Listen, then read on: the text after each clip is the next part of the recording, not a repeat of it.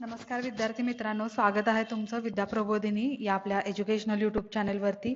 आजच्या या लेक्चरमध्ये आपण MPSC मध्ये म्हणजेच राज्यसभेमध्ये जे पूर्व परीक्षेला क्वेश्चन आले होते कोणत्या टॉपिकवरती, तर मानवी शरीर रचना ह्युमन ऑर्गन सिस्टीम वरती, तर ते प्रश्न आणि त्याचे स्पष्टीकरण याच्या संबंधीची माहिती या लेक्चरमध्ये आपल्याला बघायची आहे. तर आणि याची जी PDF आहे तुम्हाला टेलिग्रामवरती सुद्धा अवेलेबल करून देण्यात येईल. तुम्ही तिथून सुद्धा ती PDF डाउनलोड करू शकता. टेलिग्रामची लिंक तुम्हाला खाली डिस्क्रिप्शन बॉक्समध्ये मिळेल, तिथून तुम्ही ते डाउनलोड करून घ्या.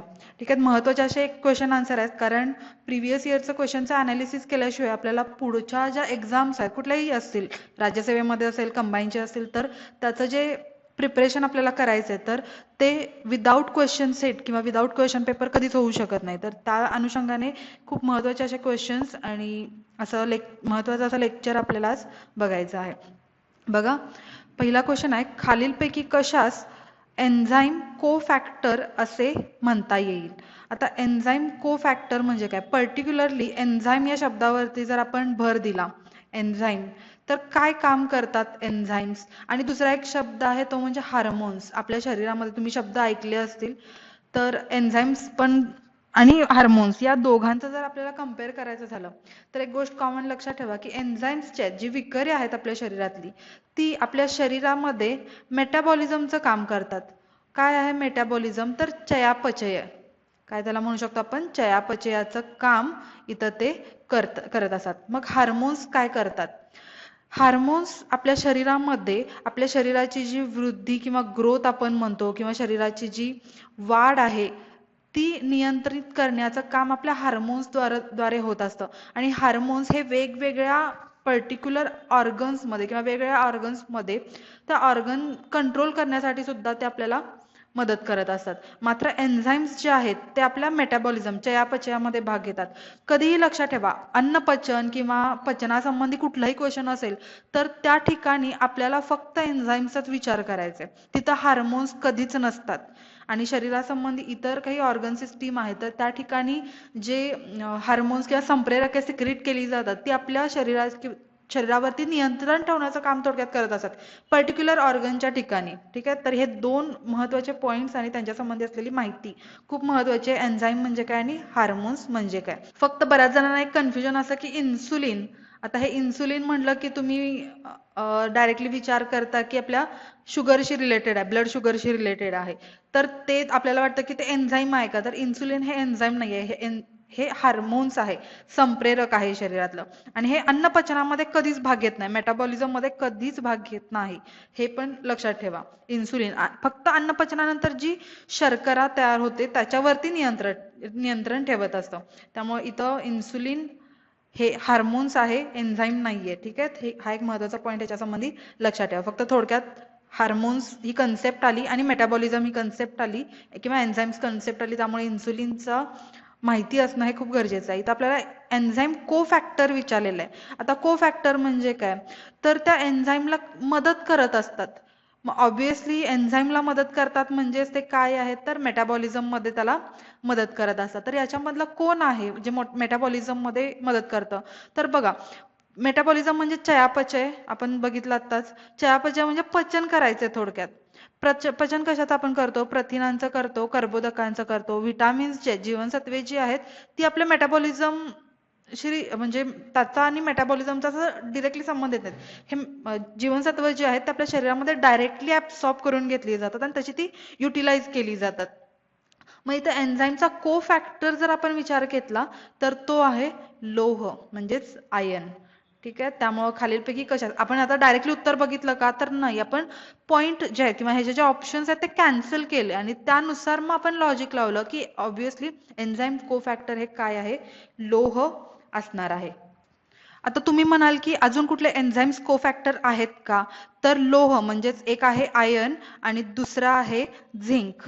ठीक आहे. दुसरा कोणता आहे, तर झिंक हा दुसरा कोफॅक्टर आहे, हे पण लक्षात ठेवा. म्हणजे लोहच्या ठिकाणी जर झिंक असतं तरी सुद्धा ते करेक्ट ऑप्शन झाला असतं. हे दोनच आपल्याला एन्झाईम कोफॅक्टर म्हणून आपल्या शरीरामध्ये काम करत असतात. लक्षात ठेवायला खूप सोपं आहे, असे काही जास्त त्याची लिस्ट नाहीये. लोह आणि झिंक हे लक्षात ठेवू शकता. अजून याच्यामध्ये आपण जर पॉईंट बघितलं तर एक थोडक्यात पॉईंट बघूया की कोफॅक्टर्स काय आहेत. कोफॅक्टर हे आपल्या शरीरामध्ये, कोफॅक्टर आताच म्हणलं की एन्झाईम्सला ते मदत करत असतात. मग त्याचे काही प्रकार आहेत का, तर त्याचा पहिला प्रकार आहे इनऑर्गॅनिक. इनऑर्गॅनिक, ऑर्गॅनिक शब्द तुम्हाला सेंद्रिय या पद्धतीने माहिती असेल, इथं लक्षात ठेवा ऑर्गॅनिक आयन्स आहेत. आणि दुसरा याचा प्रकार आहे complex complex organic molecules. Complex organic molecules. ठीक आहे, म्हणजे एक आहे इनऑर्गॅनिक आयन्स आणि दुसरा आहे कॉम्प्लेक्स ऑर्गॅनिक मोलेक्युल्स. हे जे आहेत हे दोन कोफॅक्टर्सचे प्रकार येतात. आता याच्यामध्ये पर्टिक्युलरली कॉम्प्लेक्स ऑर्गॅनिक मोलेक्युल्स आहेत, तर हे कशापासून डिराईव्ह केले जातात, तर हे मोस्टली डिराईव्ह किंवा तयार केले जातात तर ते आहेत विटामिन्स पासून. जर कोफॅक्टरच्या पण डेफिनेशन बघायचं झालं, डेफिनेशन काय येते याच्यामध्ये, तर हे नॉन प्रोटीन केमिकल कंपाउंड्स,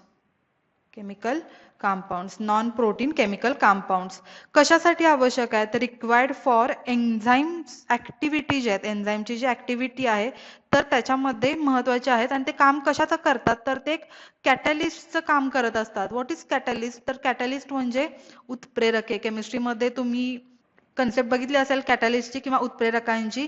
तर उत्प्रेरके हे काय करत असतात, तर रासायनिक अभिक्रियेमध्ये भाग घेतात, मात्र त्याच्यामध्ये रासायनिक बदल घडवत नाहीयेत, फक्त त्या अभिक्रियेचा वेग वाढवण्याचं काम करत असतात. स्पीड जे आहे ते वाढवतात अभिक्रियेचं. आणि हे कोफॅक्टर्स जे आहेत ते एन्झाईम्सला सुद्धा सेम या रिॲक्शन मध्ये ते कॅटॅलिस्टच काम करत असतात. ठीक आहे, तर अशा पद्धतीचे हे 2-3 महत्वाचे पॉइंट्स आहेत कोफॅक्टर्सशी रिलेटेड. ठीक आहे, पुढचा प्रश्न बघूयात. सामान्यतः किडनीमधून खालीलपैकी कशाचे गाळण होत नाही असं विचारलेलं आहे. आणि इथं कसं कसं विचारलेलं आहे, तर सामान्यतः म्हणजे जनरली किडनीमधून कशाचं गाळण होत नाही. पाणी आहे हे तर माहिती आहे आपल्याला, नाही विचारलेलं आहे, पाणी आहे त्यामुळे उत्तर इथं पाणी तर नसणार आहे. Uric acid, obviously uric acid असणार आहे युरिन मध्ये. आणि तिसरा आहे अमोनिया, अमोनिया सुद्धा युरिन मधून फिल्टर होणार आहेत. मग राहिलं काय, तर साखर, शर्करा जी आहे ही जनरली आपल्या शरीरामधून फिल्टर होत नाही. ती कधी फिल्टर होते, जर काही डिसीज असेल, काही आजार असेल, फॉर एक्झाम्पल डायबिटीज, तर त्या केसमध्ये साखर आपल्या शरीरामधून उत्सर्जित होत असते. मात्र जनरली कशाचे गाळण होत नाही, तर ऑप्शन 4 साखर असणार आहे. पुढचा प्रश्न बघा. खालील संप्रेरकांपैकी कोणते विसंगत आहे, कोणते एन्झाईम किंवा कोणते हार्मोन्स विचारले संप्रेरके या गटामध्ये बसत नाही, तर याचं उत्तर जर आपण बघितलं तर याचं उत्तर असणार आहे, काय सांगू शकाल, आताच आपण काही थोडक्यात बघितलेले आहेत हार्मोन्स काय आहेत, तर थोडंसं लॉजिक लावा की प्रोजेस्टेरॉन काय हार्मोन आहे, टेस्टोस्टेरॉन काय हार्मोन आहे, ग्लुकोकॉर्टिकॉइड काय हार्मोन आहे. तुम्हाला हे तर माहिती असेल की मेल रिप्रोडक्टिव्ह सिस्टीम आणि फिमेल रिप्रोडक्टिव्ह सिस्टीम याचा जर विचार केला तर मेल मध्ये टेस्टोस्टेरॉन हे हार्मोन असणार आहे. फिमेल रिप्रोडक्टिव्ह सिस्टीम मध्ये इस्ट्रोजन आणि प्रोजेस्टेरॉन हे 2 हार्मोन असणार आहेत. मग हे 2 हार्मोन्स तर आपल्या रिप्रोडक्टिव्ह सिस्टीमशी संबंधित आले, हे सगळ्यांना जनरली माहिती आहेत. दुसरं एक हार्मोन आहे ग्लुकोकॉर्टिकॉइड आणि इन्सुलिन. आता मी उत्तर याचं सांगते, याचं उत्तर जे आहे ते इन्सुलिन हे उत्तर असणार आहे. इन्सुलिन काय काम करतं, तर आपल्या शरीरामधल्या शर्करेचं नियंत्रण करतं. जी शुगर लेवल आहे रक्तामधली, तर त्याचं कंट्रोल करण्याचं काम इन्सुलिन करत असतं. हा ऑप्शन इथं विसंगत आहे याच्यामध्ये. मग उरला ऑप्शन काय, तर ग्लुकोकॉर्टिकॉइड. आता हे काय हार्मोन्स आहे, तर हे एक स्टेरॉइड हार्मोन आहे. हे काय आहे, एक स्टेरॉइड हार्मोन आहे. काय काम करतं किंवा हे कुठं प्रेझेंट आहे, तर हे हार्मोन्स जे आहे ते प्रेझेंट कुणामध्ये असतं, तर सगळ्या व्हर्टिब्रेट्स जे आहेत, सगळे जे व्हर्टिब्रेट्स आहेत तर त्यांच्यामध्ये हे हार्मोन्स प्रेझेंट असतात. आपण व्हर्टिब्रेट्स आहोत का, तर हो, आपल्याला पाठीचा कणा आहे, आपण व्हर्टिब्रेट्स आहोत, आपल्यामध्ये सुद्धा हे प्रेझेंट आहे. याचा यूज काय काय आहेत बघा, तर याचे जे युजेस आहेत, पहिला आहे यूज याचा ॲड्रिनल इन्सफिशियन्सी. ठीक आहे. दुसरं हे हार्मोन कशामध्ये आपल्याला उपयोगी पडतं, तर ॲलर्जिक कंडिशन साठी उपयोगी आहे. तिसरं आहे इन्फ्लामेटरी ऑटो इम्युन डिसऑर्डर्स. ठीक आहे. तिसरं आहे, फोर्थ आहे अस्थमा.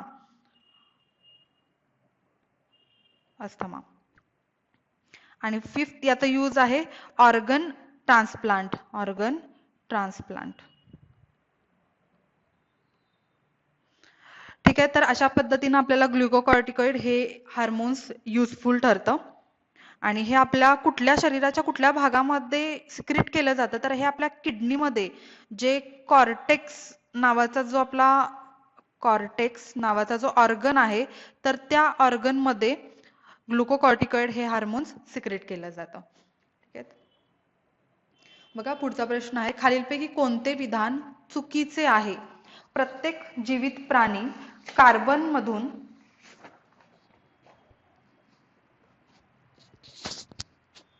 कार्बन 14 घेतो. प्रत्येक जीवात एकाच प्रमाणात कार्बन 14 असतो. क विधान आहे, मृत्यूनंतर जीव एकाच प्रमाणात कार्बन फेकतो. पुढचा आहे, कार्बन 14 मृत्यूनंतर 5568 किंवा 5568 वर्षांनी नाहीसा होतो, म्हणजे जास्त हाफ लाईफ ऑफ कार्बन 14 किंवा कार्बनचे अर्ध आयुष्य असं संबोधलं जातं. ही पद्धत पुरातत्व शास्त्रात कालक्रमवारी ठरवण्यासाठी वापरतात. जी क्रमवारी आहे ती ठरवण्यासाठी वापरतात. ही पद्धत FWLB यांनी शोधून काढली. आणि लास्ट स्टेटमेंट आहे, त्यांना याकरता पदार्थ विज्ञानातील नोबेल पारितोषिक मिळालं. आता या क्वेश्चनचा जर विचार केला तर कार्बन 14 संबंधी आपल्याला इथं स्टेटमेंट्स दिलेले आहेत आणि आपल्याला चुकीचं विधान विचारलेलं आहे. आपल्याला जनरली तसं बघितलं तर सगळे बरोबर वाटतात आणि त्यामुळे चुकीचं कुठलंच वाटत नाही, त्यामुळे आपण डायरेक्टली आपण कोणतेही नाही म्हणतो. पण इथं आपल्याला भर कुठल्या गोष्टीवरती जायचं आहे जनरली, एक तर इयर आहे 5568 वर्ष, ही एक महत्वाची कन्सेप्ट आहे. त्यानंतर कार्बन 14चं थोडक्यात जे वर्किंग सांगितलेलं आहे किंवा त्याचे जे पॉईंट्स आहेत, तर त्याच्यामध्ये काही आपल्याला कमी जास्त किंवा बारीक पॉईंट जे आहेत ते आपल्याला बघायचे आहेत. हे सगळे पॉईंट इथं महत्वाचे आहेत. FWLB यांनी याचं संशोधन केलेलं आहे, शोधून काढलेलं आहे. हाही पॉईंट इथं महत्वाचा आहे. मग इथं नोबेल पारितोषिक जे आहे हे कुठल्या सेक्शन मध्ये मिळालेलं आहे तो खूप महत्वाचा आहे. तर त्यांना इथं पदार्थ सायन्स किंवा पदार्थ विज्ञानातील नोबेल पारितोषिक मिळालेलं नाहीये, त्यामुळे हे विधान चुकीचं ठरतं. त्यांना या ठिकाणी रसायनशास्त्र किंवा केमिस्ट्री मधलं नोबेल पारितोषिक मिळालेलं आहे. ठीक आहे, कुठलं आहे? केमिस्ट्रीचं नोबेल पारितोषिक. आणि कधी मिळाले हे पण माहिती पाहिजे. 1960 साली त्यांना म्हणजेच FWLB यांना केमिस्ट्री मधलं म्हणजेच रसायनशास्त्राचं नोबेल पारितोषिक कार्बन 14 च्या संशोधनासाठी मिळालेलं आहे. FWLB यांच्याबद्दलची अजून एक महत्वाची माहिती अशी की त्यांना 1960च्या आधी म्हणजेच 1959 ला अल्बर्ट आइन्स्टाईन पुरस्कार सुद्धा मिळालेला आहे. अल्बर्ट आइन्स्टाईन पुरस्कार. ठीक आहे, तर हे एक महत्वाचा पॉइंट त्यांच्याबद्दल आहे. पुढचं बघा, खालीलपैकी विसंगत पर्याय कोणता? प्रगंडिका म्हणजेच ह्युमेरस, उर्विका, फीमर, बहिर्प्रकोष्ठ, रेडियस आणि असंफलक स्कॅप्युला. याचं जर आपण बघितलं तर आपल्याला हे आपल्या स्केलेटल सिस्टीम जी आहे तर त्याच्याशी संबंधित हा पॉइंट आहे. स्केलेटल सिस्टीमशी प्रगंडिका किंवा ह्युमेरस जे आहे हे कोणत्या भागामध्ये प्रेझेंट असतं? तर आपल्या दंडामध्ये प्रेझेंट असतं हे बोन जे आहे ते. उर्विका, फीमर्स हे आपल्या मांडीमध्ये जे थाईज आहेत तर तिथं हे बोन प्रेझेंट असतं. बहिर्प्रकोष्ठ, रेडियस आणि अल्ना आपल्या हातामध्ये प्रेझेंट असतात. आणि स्कॅप्युला हा आपला पाठीचा फ्लॅट बोन आहे, पाठीचा फ्लॅट बोन आहे किंवा आपला हा हात आणि पाठ जे आहेत खांदे जे आहेत तर त्याला एक सपोर्टिंगचं काम करत असतो. याच्यामध्ये जर आपण बघितलं तर विसंगत पर्याय हा आयोगाने उत्तर दिलेला आहे उर्विका किंवा फीमर. आता हे याचं कारण काय तर या उर्विकाचं फीमरचं एक महत्वाचं वैशिष्ट्य म्हणजे शरीरातील लॉंगेस्ट बोन म्हणून याला ओळखलं जातं. ठीक आहे, लॉंगेस्ट बोन. त्यामुळे इथं हा पर्याय विसंगत आयोगाने दिलेला आहे. पुढचा प्रश्न आहे, ऑक्सिश्वसनामध्ये पुढचा 6वा प्रश्न आहे बघा, युरियाचे वहन कोण करते विचारलेला आहे. युरिया वहन करण्याचं काम आपल्या शरीरामध्ये, तुम्हाला जर याचं डिटेल एक्सप्लेनेशन पाहिजे असेल तर आपली जी एक्सक्रिटरी सिस्टीम आहे, उत्सर्जन संस्था आहे ती आपण बघितलेली आहे. तर त्या व्हिडिओमध्ये तुम्हाला युरिया बद्दलचं किंवा युरिया एक्सक्रिशन जे आहे तर त्याच्याबद्दलची डिटेल माहिती मिळून जाईल. युरिया आपल्या शरीरामध्ये उत्सर्जित केला जातो, तो आपल्या युरिन मधून उत्सर्जित केला जातो, ही पहिली गोष्ट. हे युरिन मधून वाहून आणलं जातं किंवा युरिन मार्फत ते उत्सर्जित केलं जातं. तर मग ते युरिन मध्ये जातं कुठून? तर ब्लड फिल्टर होतं. मग हे ब्लड फिल्टर होतं म्हणजेच काय? तर ब्लड म्हणजे आपल्या रक्तामध्ये कोणते कोणते घटक आहेत तर आपल्या रक्तात प्लाझ्मा म्हणजे जीवद्रव्य आणि ब्लड, मग त्याच्यामध्ये आरबीसी, डब्ल्यूबीसी, प्लेटलेट्स हे पदार्थ त्याच्यामध्ये प्रेझेंट असतात. त्यामुळे युरियाचं वहन कोण करतं तर प्लाझ्मा आणि रक्त म्हणजेच जीवद्रव्य आणि रक्त. याचं डिटेल एक्सप्लेनेशन उत्सर्जन संस्थेमध्ये तुम्हाला पाहायला मिळेल. तो व्हिडिओ तुम्ही पाहिला नसेल तर आपल्या चॅनेलवरती त्याची सिक्वेन्स वाईज व्हिडिओज अवेलेबल आहेत, तिथून तुम्ही ते व्हिडिओ बघून घ्या, तुम्हाला डिटेल एक्सप्लेनेशन याचं मिळून जाईल. पुढचा प्रश्न बघा, ऑक्सिश्वसनामध्ये ऑक्सिजन कोणती मुख्य भूमिका बजावतो? आता ऑक्सिश्वसन म्हणजे काय तर जे सजीव श्वसनासाठी किंवा आपल्या शरीराला ऊर्जा मिळवण्यासाठी हवेतील ऑक्सिजन यूज करतात आणि शरीरामध्ये कार्बन डायऑक्साईड उत्सर्जित केला जातो, ऑक्सिजन यूज केला जातो, तर त्यांना एरोबिक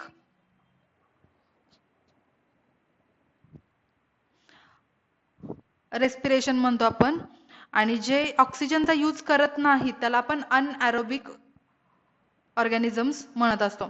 आता ऑक्सिजन मध्ये किंवा ऑक्सिश्वसनामध्ये ऑक्सिजनची भूमिका काय आहे तर तो ऑक्सिजन इलेक्ट्रॉन ऍक्सेप्टर म्हणून काम करत असतो.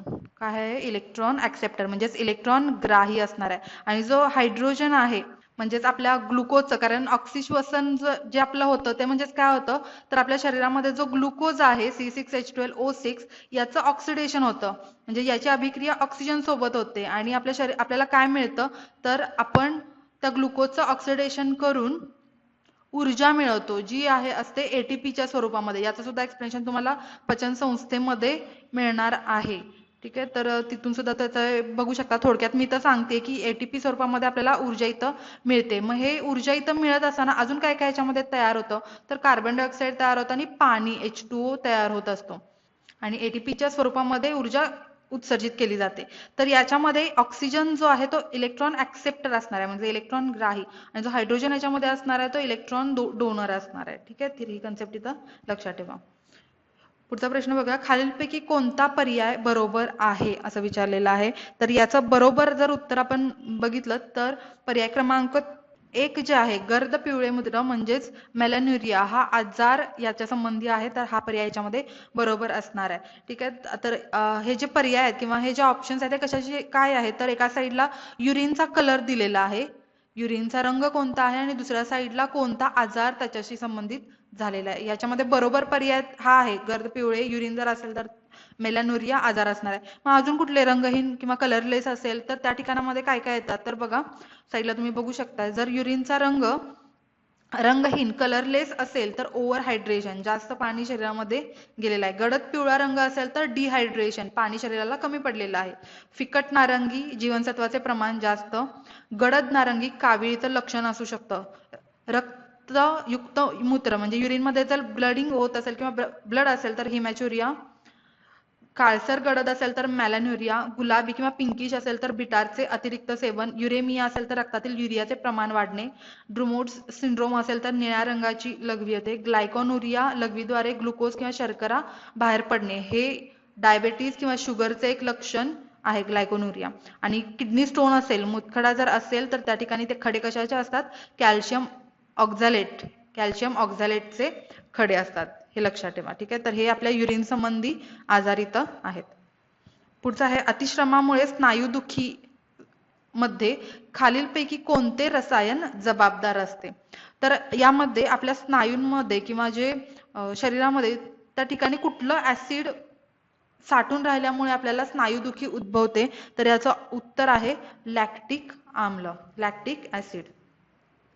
पुढचा प्रश्न बघा, पचन संस्थेमध्ये मुख ते गुदद्वार या मार्गामध्ये पीएच मध्ये काय बदल होत जातो तर याचं उत्तर जे आहे ते आहे आम्ल कडून अल्कली. हा प्रश्न किंवा या प्रश्नासंबंधी माहिती तुम्हाला डायजेस्टिव्ह सिस्टीम मध्ये मिळेल. तिथं आपण पर्टिक्युलरली आपल्या तोंडापासून आपल्या लार्ज इंटेस्टाईन आणि ऍनस कडे जिथं शरीरातील पदार्थ उत्सर्जित केले जातात इथपर्यंत आपलं जे अन्नाचं वहन आहे किंवा अन्न पचनाची जी प्रोसेस आहे तर ती डिटेल पाहिलेली आहे. ठीक आहे, द डायजेस्टिव्ह सिस्टीमचा व्हिडिओ बघून घ्या. तिथं आपल्या लाळेपासून पचन कसं सुरुवात होते म्हणजे तोंडापासून पचन कशी सुरुवात होते, त्यानंतर पर्टिक्युलरली आपल्या स्टमकमधून त्यानंतर लिव्हर मधून, पॅनक्रियाज मधून, या सगळ्या ठिकाणी कुठले कुठले एन्झाईम सिक्रेट होतात, तर हे सगळे आपण इथं डिस्कस केलेले आहेत ऑलरेडी. ठीक आहे, तर याचं उत्तर आहे आम्लकडून अल्कलीकडे याच्या पीएच मध्ये बदल होत जातो. ग्लुकोजमध्ये कार्बनची टक्केवारी किती आहे? खूप महत्त्वाचा प्रश्न आहे. मी तर लिहिलेलंच आहे, व्हेरी व्हेरी इम्पॉर्टंट, कारण हा एक प्रॉब्लेम आहे जो आपल्याला सॉल्व्ह करायचा आहे. आता ग्लुकोजमध्ये कार्बनची टक्केवारी विचारलेली आहे, फक्त कार्बनचे किती त्याच्यामध्ये मोलेक्युल्स आहेत वगैरे असं काही विचारलेलं नाहीये. सगळ्यात पहिल्यांदा ग्लुकोजचं रेणूसूत्र काय येतं, तर C6H12O6. आता ह्याच्यामधून तुम्ही असं म्हणाल की हे जर आपण 100% धरलं तर हायड्रोजन 12 आणि ऑक्सिजन आणि कार्बन मिळून 12, 12 12 24, म्हणजे हायड्रोजन निम्मा आहे आणि ऑक्सिजन आणि कार्बन निम्मा आहे. अशा पद्धतीनं तुम्ही काहीतरी लॉजिक लावाल, पण तशा पद्धतीचं काही लॉजिक इथं लावू नका, कारण हे जे प्रॉब्लेम्स आहेत हे आपल्याला सॉल्व्ह करायचे आहेत. जरी हायड्रोजनचे 12 जरी असेल तरी हायड्रोजनचा अणुअंक हा एकच आहे, आणि कार्बनचा आणि ऑक्सिजनचा विचार केला तर कार्बनचा 4, कार्बनचा 6 सॉरी आणि ऑक्सिजनचा 8 असे अणुअंक येतात त्याच्यामध्ये. ठीक आहे, तर त्यामुळे इथं त्या पद्धतीचं लॉजिक लागत नाही. तर ही मेथड आपल्याला माहिती पाहिजे की अशा पद्धतीचे प्रॉब्लेम्स कसे सॉल्व्ह करायचे. ठीक आहे, ही मेथड तुम्ही नीट समजून घ्या, याच्यावरून तुम्ही कोणत्याही कंपाऊंडचं, कोणत्याही संयुगाचं पर्सेंटेज किंवा संयुगामध्ये असलेल्या इलेमेंटचा पर्सेंटेज काढू शकता. इथं आपल्याला कार्बनचा पर्सेंटेज काढायचा आहे. मग याच्यामध्ये पहिली स्टेप काय आहे, तर पहिली स्टेप तुम्हाला ग्लुकोजचं मोलेक्युलर वेट काढायचं आहे. रेणू भारांक, मोलेक्युलर वेट. आता हे मोलेक्युलर वेट काढण्यासाठी आपल्याला काय माहिती पाहिजे, तर प्रत्येक ऍटलिस्ट पहिले जे 20 एलिमेंट्स आहेत पिरियॉडिक टेबल मधले, तर त्याचा आपल्याला ॲटॉमिक नंबर माहिती पाहिजे, अणुअंक माहिती पाहिजेत. ठीक आहे, ही कन्सेप्ट आपल्याला केमिस्ट्रीमध्ये येणार आहे, तिथंही तुम्हाला डिटेलमध्ये मी पुन्हा समजावून सांगेन, फक्त इथं थोडक्यात समजून घ्या. त्याचा आपल्याला ॲटॉमिक नंबर आणि ॲटॉमिक मास नंबर म्हणजेच अणुअंक आणि अणुवस्तुमानांक हे दोन आपल्याला इथं काय पाहिजेत, माहिती पाहिजेत. झेड म्हणजे आपला अणुअंक आहे, ॲटॉमिक नंबर, आणि ए म्हणजे आपला अणुवस्तुमानांक आहे किंवा अणुभारांक ज्याला आपण म्हणतो. आणि इथं मोलेक्युलर वेट म्हणजे काय, याला मराठीमध्ये रेणुभार म्हणतात. तर हे आपल्याला इथं पहिल्यांदा काढायचं आहे. मग पहिली स्टेप काय आहे, तर कार्बन बघा, कार्बनचे किती आहेत, इथं 6 आहेत, 6 आहेत. कार्बनचा ॲटॉमिक मास नंबर, वस्तुमान किती आहे कार्बनचं, तर त्याचा ॲटॉमिक नंबर 16 आहे आणि त्याचं वस्तुमान हे जनरली त्याचं डबल असतं, 12 आहे. ठीक आहे, कार्बनचे अणू 6 म्हणजे C6 आहेत 6, आणि या कार्बनचा ॲटॉमिक नंबर 6 आहे, त्याचा अणुवस्तुमानांक 12 आहे, 6 गुणिले 12 प्लस हायड्रोजनचा ॲटॉमिक मास नंबर 1 इंटू 12 त्याचे अणू आहेत, प्लस ऑक्सिजन किती आहेत, 6 गुणिले त्याचा ॲटॉमिक नंबर 8 आहे आणि त्याचा ॲटॉमिक मास नंबर किती आहे, 16 आहे. त्यामुळे इथं ॲटॉमिक मास नंबर म्हणजे अणुवस्तुमानांक आपल्याला गरजेचा आहे. ठीक आहे, ही पहिली स्टेप झाली. 6 हे काय झालं, कार्बन, हे हायड्रोजन, आणि हे झालं ऑक्सिजन साठी. मग बघा, 12 72 प्लस इथं 12 प्लस 16 सक 96, याची जर ऍडिशन केली तर बघा आपल्याला काय मिळतात, 0 18 180 मोल्स. मोलेक्युलर वेट त्याला खूप पर्टिक्युलरली युनिट नाहीये, ते मोल मध्ये रिप्रेझेंट केलं तर मोल त्याला म्हणू शकतो. म्हणजेच ग्लुकोजचा रेणुभारांक मोलेक्युलर वेट काय आलं, 180. मग इथं आपल्याला काय कम्पेअर करायचं आहे, टोटल मोलेक्युलर वेट किती आहे, 180. या 180 मध्ये कार्बनचा आपल्याला इथं टक्केवारी विचारले ना, मग कार्बनचा पर्टिक्युलरली मोलेक्युलर वेट किती आहे, 6 गुणिले 12 म्हणजेच 72 आहे. म्हणजे या 180 मध्ये 72 मोल्स हे कशाचे आहेत, कार्बनचे आहेत किंवा C6 चे आहेत. 180 मध्ये 72, तर टक्केवारी काढताना आपण काय करतो, 100 ला किती, मग 100 ला जर समजा आपण x कन्सिडर केलं तर आपल्या शेकडेवारीच्या पद्धतीनुसार x किंवा क्रॉस मल्टिप्लिकेशन करून इथं x is equal to 100 into 72 divide by 180. 0 0 get cancel, 18 1 18 18 चोक 72, 10 into 4 that is 40. x is equal to 40. हे आपल्या 100 मधलं प्रमाण आहे, म्हणजेच पर्सेंटेज असणार आहे. म्हणजे इथं आपण काय सांगू शकतो, ग्लुकोज मध्ये कार्बनची टक्केवारी किती आहे, तर 40% आहे. ठीक आहे, प्रॉब्लेम क्लिअर झाला. यामध्ये तुम्ही सेम याच्या पद्धतीमध्ये एक एक्झाम्पल म्हणून हायड्रोजनचं काढू शकता, अमोनियाचं काढू शकता.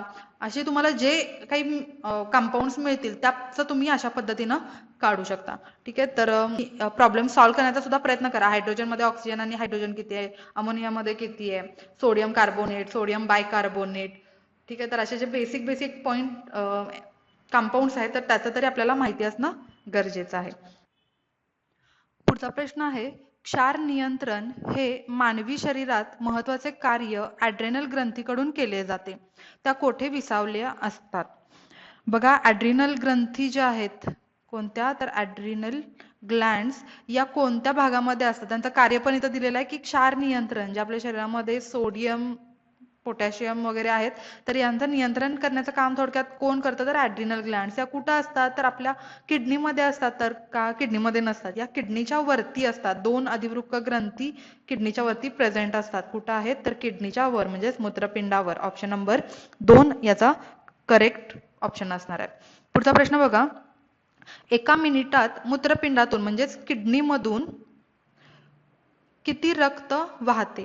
तर एका मिनिटात किडनीमधून 1 लिटर रक्त वाहत असतं. त्यामुळे याचं उत्तर आहे पर्याय क्रमांक 1 लिटर. पुढचा प्रश्न बघा, 4 वर्षे वयाच्या मुलाच्या अँटिरियर पिट्युटरीस एका अपघातात गंभीर हानी पोहोचली होती. तरीही तो तग धरून जिवंत राहिला. त्यात काय होऊ शकतं असं विचारलेलं आहे. कुठले आहेत, तर अँटिरियर पिट्युटरी ग्लँड्स. पिट्युटरी ग्लँड्स पीयूषिका ग्रंथी कुठं असतात, तर ह्युमन ब्रेन मध्ये पीयूषिका ग्रंथी असतात. आणि त्याच्या कुठल्या भागामध्ये हानी पोचलेली आहे, तर अँटेरियर म्हणजे पुढच्या भागामध्ये आणि पोस्टेरियर म्हणजे काय असणार आहे, तर पाठीमागच्या भागामध्ये. ठीक आहे, तर अँटेरियर पिट्युटरीज पीयूषिकेच्या एका भागाला अँटेरियर आणि मागच्या भागाला म्हणजे मागच्या भागाला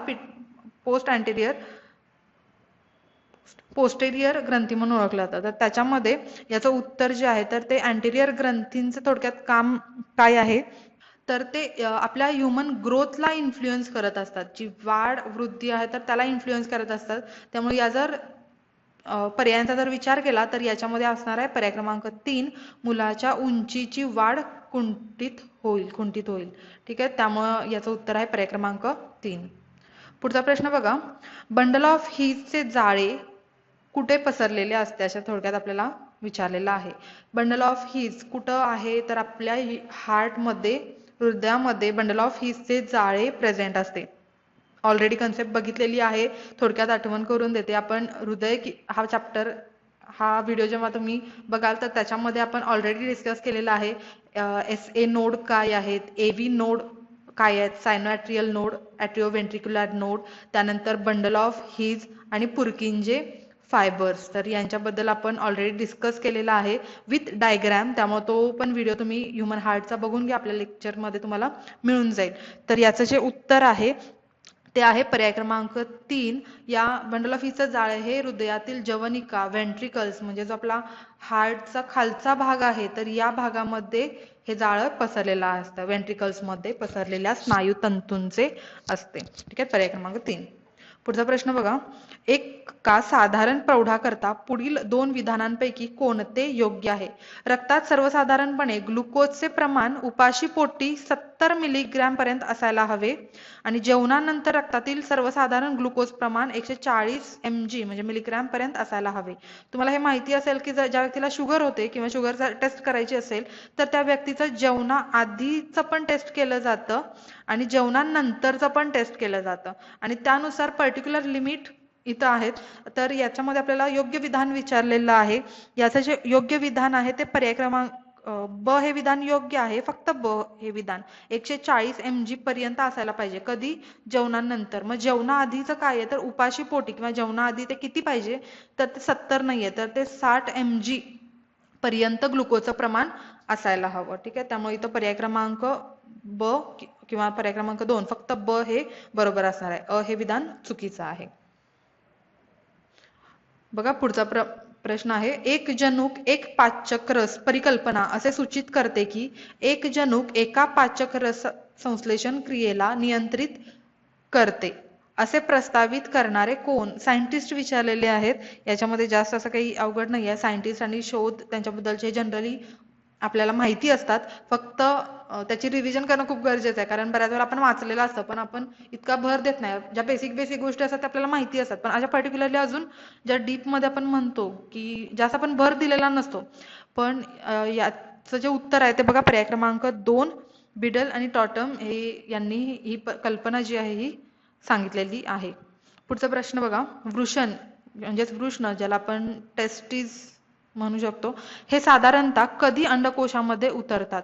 हा प्रश्न कोणत्या टॉपिक वरती आहे तर मेल रिप्रोडक्टिव्ह सिस्टीम वरती. मेल रिप्रोडक्टिव्ह सिस्टीम वरती हा प्रश्न आहे. आणि वृषण टेस्टिस ही रिप्रोडक्टिव्ह सिस्टीम आपल्याला जनरली अशा पद्धतीचा आपण लॉजिक लावतो की प्युबर्टी किंवा मॅच्युरिटी जी आहे तर त्या कंडिशन मध्ये आपण म्हणतो, म्हणजे किशोरावस्थेमध्ये जनरली आपल्याला असं वाटतं. पण टेस्टिस जे आहेत किंवा वृषण जे आहेत ह्या जन्माच्या वेळेसच अंडकोशामध्ये उतरलेल्या असतात. आणि फिमेल मध्ये सुद्धा ओव्हरीज मध्ये म्हणजे एग सेल्स वगैरे ज्या आहेत ह्या जन्माच्या आधीपासून प्रेझेंट असतात. ठीक आहे, तर अशा पद्धतीचे काही फॅक्ट्स खूप महत्त्वाचे आहेत, लक्षात ठेवा. जनरली आपण किशोरावस्था इथं म्हणू शकतो आपल्याला वाटतं, पण उत्तर काय आहे तर जन्माच्या वेळेस अंडकोशामध्ये उतरतात. पुढचा प्रश्न बघा, खालीलपैकी कोणते संप्रेरक पिट्युटरी ग्रंथींची आहेत? पिट्युटरी ग्रंथी आताच बघितलं आपण, हे कुठं आहेत आपल्या ब्रेन मध्ये प्रेझेंट असतात, पीयूषिका ग्रंथी. तर त्याच्याशी संबंधित हार्मोन्स कोणते कोणते आहेत हे विचारलेलं आहे. पहिलं हार्मोन काय दिलेलं आहे इथं त्यांनी, TSH. लॉंग फॉर्म काय यायचा तर thyroid stimulating hormone. Thyroid stimulating hormone. त्यानंतर आहे STH, somatotropic hormone. ST somatotropic hormone. त्यानंतर आहे HCG, ह्युमन कोरियोनिक गोनॅडोट्रॉपिन. आणि लास्ट आहे ADH, अँटी डायरोटिक हार्मोन्स. तर याच्यामध्ये आपल्या ब्रेन मधले कुठले हार्मोन्स असतात तर पहिलं TSH, STH आणि ADH हे 3 हार्मोन आपल्या ब्रेन मध्ये आहेत, त्यामुळे याचा पर्याय क्रमांक 3 आहे. आणि जो HCG आहे हा कुठं प्रेझेंट असतो तर हा फिमेल मध्ये डिटेक्ट केला जातो. याचा यूज काय आहे तर प्रेग्नेन्सी डिटेक्शन साठी हे हार्मोन्स यूज केलं जातं. जे प्रेग्नेन्सी किट असतात तर त्याच्यामध्ये HCG लेवल चेक केली जाते आणि त्याच्यावरून प्रेग्नेन्सी कन्फर्म केली जाते. मात्र हे जे 3 इतर हार्मोन्स आहेत हे आपल्या पीयूषिका ग्रंथींमार्फत सिक्रेट केले जातात. आता थोडक्यात इथं मी सांगते तुम्हाला, TSH म्हणजे काय तर थायरॉइड स्टिम्युलेटिंग. काय काम करतं तर आपल्या थायरॉइड स्टिम्युलेटिंगचं काम इथं ते करत असतं. त्यानंतर आहे सोमॅटोट्रॉपिक हार्मोन STH, हे काय काम करत असतं तर आपल्या ह्या शरीराची ग्रोथ आणि मेटाबॉलिझम याच्यावरती नियंत्रण ठेवत असतं. आणि ADH जे आहे याला सुद्धा आपण प्रोटीन हार्मोन म्हणू शकतो. याला आपण काय म्हणू शकतो तर प्रोटीन हार्मोन्स म्हणू शकतो. याचं दुसरं एक नाव असं आहे की वॅसोप्रेसिन.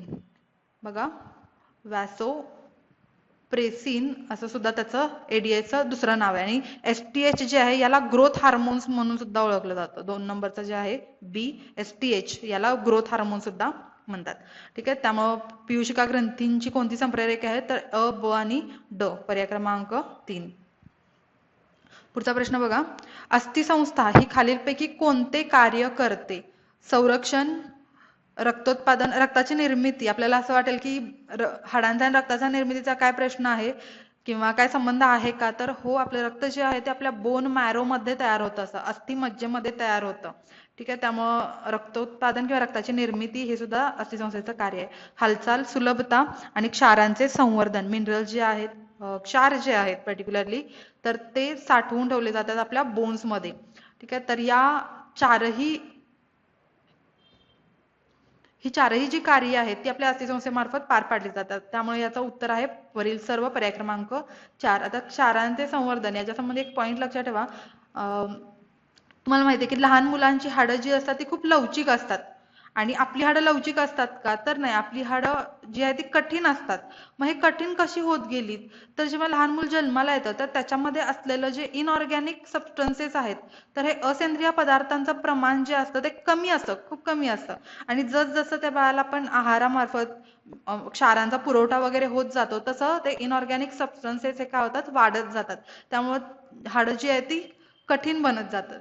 आणि दुसरा एक पॉइंट म्हणजे लहान मुलांची हाडं लवचिक असतात आणि प्रौढांची हाडे ही ठिसूळ होऊ शकतात. ठिसूळ होऊ शकतात ते, त्याच्यावरून अस्थिमृदुता एक आजार आहे. तर अस्थिमृदुता म्हणजे हाडे मऊ होणे किंवा मऊ असत, तर ते पॉइंट इथं लक्षात ठेवा. ठीक आहे, लहान मुलांमध्ये लवचिक असतात तर प्रौढांमध्ये कठीण हाडे असतात. पुढचा प्रश्न बघा, मानवाच्या शरीरातील नेफ्रॉन्समध्ये युरिन बनविण्याचा योग्य घटनाक्रम कोणता? हा जो क्वेश्चन आहे हा कंबाईन मध्ये सुद्धा रिपीट झालेला आहे. फक्त इथं जे स्टेप्स आहेत युरिन फॉर्मेशनच्या, तर त्या युरिन फॉर्मेशनच्या स्टेप्स मध्ये जे शब्द आहेत ते थोडक्यात सिम्पलर शब्द वापरले होते. इथं थोडेसे त्यांनी काय केलेलं आहे, शब्दामध्ये थोडंसं एक काय म्हणू आपण त्याला, अवघड करायचा प्रयत्न केलेला आहे शब्द, मात्र कन्सेप्ट तीच आहे.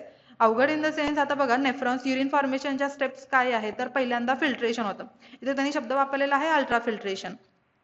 अशा पद्धतीनं रिॲब्सॉर्प्शन आपण म्हणतो, इथं सिलेक्टिव्ह रिॲब्सॉर्प्शन म्हणजे ठराविक पदार्थांचा रिॲब्सॉर्प्शन. ठराविक पदार्थांचा रिॲब्सॉर्प्शन करतं हे आपल्याला माहिती आहे, पण आपण त्याला फक्त रिॲब्सॉर्प्शन म्हणतो. मात्र इथं सिलेक्टिव्ह रिॲब्सॉर्प्शन हा पर्टिक्युलर वर्ड झाला. आणि सिक्रिशन हा इथं शब्द आहे ट्युब्युलर सिक्रिशन. ठीक आहे, त्यामुळं आणि शेवटचा एक चौथी स्टेप आहे जी या लिस्टमध्ये येत नाही पण ती ऍक्च्युअल मध्ये घडत असते. 4 स्टेप्स किंवा 3 स्टेप्स याच्या मेन आहेत, ती म्हणजे एक्सक्रिशन. ठीक आहे, एक्सक्रिशन. मग याचं उत्तर जे आहे ते पर्याय क्रमांक 3. पहिल्यांदा फिल्ट्रेशन होतं, त्यानंतर सिलेक्टिव्ह रिॲब्सॉर्प्शन, त्यानंतर ट्युब्युलर सिक्रेशन आणि मग एक्सक्रिशन. अशा पद्धतीनं युरिन फॉर्मेशनच्या स्टेप्स इथं घडत असतात. आणि आता लास्ट क्वेश्चन आहे, खालीलपैकी कोणती परिस्थिती दुसऱ्या गर्भासाठी धोकादायक असते? बघा, दुसऱ्या गर्भासाठी विचारलेलं आहे. याचं उत्तर पहिल्यांदा मी सांगते. याचं उत्तर आहे पर्याय क्रमांक 1, RH पॉझिटिव्ह पुरुष व RH निगेटिव्ह स्त्रीचा विवाह हे दुसऱ्या गर्भासाठी धोकादायक आहे. काय याच्यामध्ये एक्झॅक्टली कंडिशन आहे, तर बघा जनरली अशा केसमध्ये जे आहे म्हणजे जेव्हा RH पॉझिटिव्ह आणि पुरुष असेल आणि RH निगेटिव्ह फिमेल असेल, तर या केसमध्ये जेव्हा फर्स्ट चाइल्ड असतं, फर्स्ट चाइल्डच्या वेळेला जे बेबी असतं ते जनरली आपल्या वडिलांचा जो फॅक्टर आहे तर ते डॉमिनेट करतं. म्हणजे त्याचा फॅक्टर कुठला असणार आहे, तर RH पॉझिटिव्ह असणार आहे. मग इमॅजिन करा त्या बाळाचा पॉझिटिव्ह RH पॉझिटिव्ह आहे, म्हणजेच काय, तर याच्यामध्ये डी अँटीजन सुद्धा प्रेझेंट असतं. मात्र ज्या आईमध्ये RH निगेटिव्ह आहे तिच्यामध्ये डी अँटीजन प्रेझेंट नाहीये आणि बाळामध्ये प्रेझेंट आहे. आणि हे जर डी अँटीजन नसलेलं आहे, ते डी अँटीजन नसलेल्या रक्तामध्ये मिसळलं तर त्याच्यामध्ये प्रॉब्लेम क्रिएट होऊ शकतात. हे जे पॉइंट्स आहेत अँटीजनशी रिलेटेड, हा पण आपल्या पर्टिक्युलरली ब्लड रिलेटेड जो टॉपिक आहे तर तिथं पण मी डिस्कस केलेला आहे. तिथून तुम्ही याचं डिटेल अजून बघू शकता. फक्त इथं कंडिशन लक्षात ठेवा की पहिल्या चाइल्डच्या वेळेला हे मिसळू शकतात, पण हे इथं मिसळत नाही, कारण हे पहिल्या चाइल्डच्या वेळेला काही जनरली प्रॉब्लेम येत नाहीत. इथं प्रॉब्लेम येत नाहीत. मग प्रॉब्लेम कधी येतो, जेव्हा पहिल्या चाइल्डचा जन्म होतो, बर्थ आफ्टर बर्थ, ते जे अँटीजन असतात तर ते फिमेलच्या प्लॅसेंटामधून फिमेलच्या ब्लडमध्ये राहू शकतात रिप्रोडक्टिव्ह सिस्टीमच्या ठिकाणी. मग अशा वेळेला काय होतं, हे राहिल्यानंतर जेव्हा सेकंड चाइल्ड असेल त्या सेकंड चाइल्डच्या वेळेला हे जे अँटीजन आहेत हे काय करतात, तर दुसऱ्या बेबीच्या फॉर्मेशनच्या वेळेला त्याच्या RH पॉझिटिव्ह फॅक्टर जे आहेत तर त्याला अफेक्ट करतात. त्याला काय करतात, अफेक्ट करतात. त्यामुळे बाळाला म्हणजे बाळामध्ये काही दोष उद्भवू शकतात. मग दोष पर्टिक्युलरली कसे, कारण त्याच्या रक्तालाच अफेक्ट केलेलं आहे इथं. पहिल्या प्रेग्नन्सी मधून जे अँटीजन आलेले आहेत तर त्यांनीच काय केलेलं आहे, दुसऱ्या चाइल्डच्या ब्लडला अफेक्ट केलेलं आहे आणि त्यामुळे त्या रक्तामार्फतच बाळाला सगळी पोषण द्रव्य वगैरे मिळत असतात. त्यामुळे त्या सेकंड चाइल्डला प्रॉब्लेम कुठले कुठले, तर ते बाळ सिक होतं, थोडंसं एकदम काय म्हणू आपण नाजूक जन्माला येऊ शकतं. आणि दुसरं त्याचे संबंधी काही आजार आहेत, म्हणजे त्या बाळाला जॉन्डिस होऊ शकतो, त्यानंतर हार्ट फेल्युअरचा प्रॉब्लेम उद्भवू शकतो, किंवा एखादा ऑर्गन जे आहे ते ऑर्गन सुद्धा लार्ज बनू शकतं, म्हणजे एखादा अवयव शरीराचा असा मोठा होणं वगैरे, अशा पद्धतीचे प्रॉब्लेम्स इथं सेकंड चाइल्ड मध्ये क्रिएट होऊ शकतात. ठीक आहे, तर त्यामुळे खालीलपैकी कोणती परिस्थिती, तर RH पॉझिटिव्ह आणि RH निगेटिव्ह. हा पॉईंट तुम्हाला अजून आपल्या डिटेल आपल्या व्हिडिओमध्ये रिप्रोडक्टिव्ह सिस्टीमच्या ठिकाणी सुद्धा पाहायला मिळेल. ठीक आहे, तर प्रत्येक पॉईंट आपण ऑर्गन सिस्टीम वरती हे प्रश्न कव्हर केलेले आहेत. हे ऑर्गन सिस्टीमचे ऑलरेडी व्हिडिओ आपल्या लेक्चर्स व्हिडिओ जे आहेत ते आपल्या चॅनेलवरती अपलोड झालेले आहेत, तिथून तुम्ही ते बघू शकतात. आणि हे राज्यसेवेचे बघितलेले आहेत, सेम या पद्धतीने आपण कंबाईनचे वगैरे सुद्धा बघणार आहोत. व्हिडिओ आवडला तर नक्की लाईक करा आणि आपल्या फ्रेंड्स पर्यंत शेअर करा. थँक्यू.